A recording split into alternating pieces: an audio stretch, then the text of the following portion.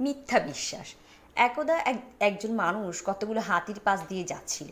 হঠাৎ সে থেমে গেল এবং দেখল যে এই বিশাল প্রাণীগুলোকে তাদের সামনের পায়ে বাঁধা একটি ছোট্ট দড়ি দিয়ে আটকে রাখা হয়েছে। শিকল নেই, খাঁচাও নেই।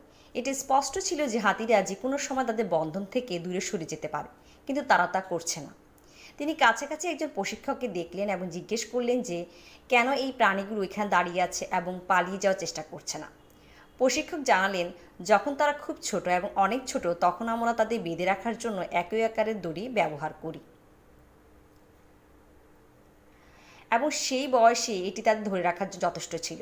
কিন্তু তারা বড় হওয়ার সাথে সাথে তাদের বিশ্বাস হয়ে যায় যে তারা এই দড়ি ছেড়ে যেতে পারবে না, ফলে তারা কখনোই মুক্ত হওয়ার চেষ্টা করে না। লোকটা অবাক হয়ে গেল। এই প্রাণীগুলি যে কোনো সময় তাদের বন্ধন থেকে মুক্ত হতে পারে, কিন্তু তাদের বিশ্বাস জন্মে গিয়েছে তারা মুক্ত হতে পারবে না, তাই তাদের একটি ছোট্ট দড়ি দিয়ে বেঁধে রাখা সম্ভব হয়েছে। হাতিগুলোর মতো আমাদের মধ্যে এমন অনেকেই আছে যারা এই বিশ্বাসের উপর দাঁড়িয়ে থেকে সারা জীবন কাটিয়ে দেয় যে তারা কিছুই করতে পারবে না, কারণ তারা আগে একবার ব্যর্থ হয়েছিল।